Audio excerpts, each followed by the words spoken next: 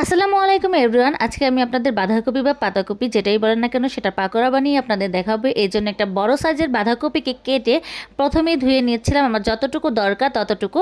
তারপর এটাকে যতটা সম্ভব একটু মিহি করে কেটে নেবেন। চিকন চিকন পাতলা করে কেটে নিলে কুকটা ভালো হবে আর খেতেও ভালো লাগবে তখন। সবাই তো শুধু বাঁধাকপি দিয়ে পাকোড়া বানায়, তো আমি ভেবে নিলাম যে এটার সাথে আমি একটা আলু মিক্সড করে নিই। এই জন্য একটা গ্রেটার দিয়ে গ্রেট করে নিয়েছিলাম। তারপর দেখলাম যে অনেক বেশি মিহি হয়ে যায়, আর আমি যেহেতু ফার্স্ট টাইম বানিয়েছি তো ভাবলাম যে আরেকটু মোটা করে কেটে নেই। এই জন্য আম্মুকে বললাম যে তুমি একটু বটি দিয়ে কেটে দাও যাতে আরেকটু মোটা হয়।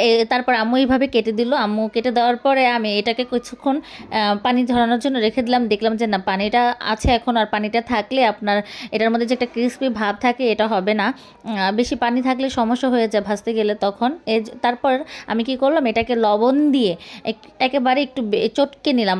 এমনভাবে চটকে নেবেন যাতে যত পরিমাণ পানি থাকে এটার লবণ দিয়ে চটকানোর ফলে যাতে বের হয়ে যায়। তারপরে চটকানোর পরে এগুলো আমি ভালো করে চিপে চিপে অন্য একটা কড়াইয়ের মধ্যে আমি এটি উঠিয়ে নিয়েছিলাম। বাঁধাকপিগুলো এমনভাবে চিপড়ে নেবেন যাতে পানিগুলো একদম ঝরে যায়। এতে আপনার মনে করেন যে ভাজতে গেলে কোনো প্রবলেম হবে না, তারপর উপকরণগুলো মিক্সড করতে গেলেও সুবিধা হবে। তো এই জন্য আমি ভালোভাবে দেখেন কিভাবে একেবারে ঝরিয়ে নিচ্ছিলাম পানিগুলো চিপে চিপে।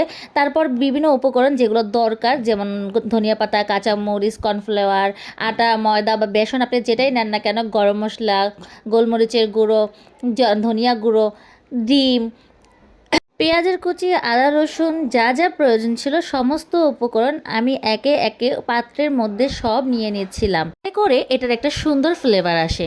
সব উপকরণগুলো যদি আপনি একসাথে মিক্সড করে নিতে পারেন, সাথে যদি একটু জিরা গুঁড়ো, আপনি টালা জিরা গুঁড়ো যেটা আছে ওটা যদি একটু গুঁড়ো করে দেন তাহলে কিন্তু আরও সুন্দর ফ্লেভার আসবে।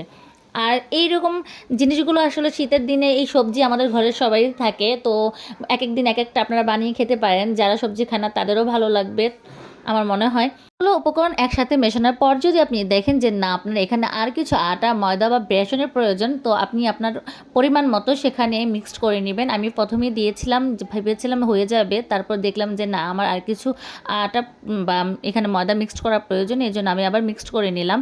এরপর এরকম একটা আঠালো ভাব যখন আসছে তখন এটার আমি মাখানোর কাজটা একদম স্টপ করে দিয়েছি। আপনারা দেখে নেন যে এই কেমন একটা আঠালো আঠালো ভাব আসছে হাতের মধ্যে, যখন মাখাবেন তখন বুঝতে পারবেন।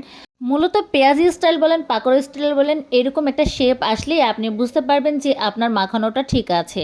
তারপর আমি তেল গরম করে নিয়েছি, সেখানে একে একে করে ছেড়ে দিচ্ছিলাম।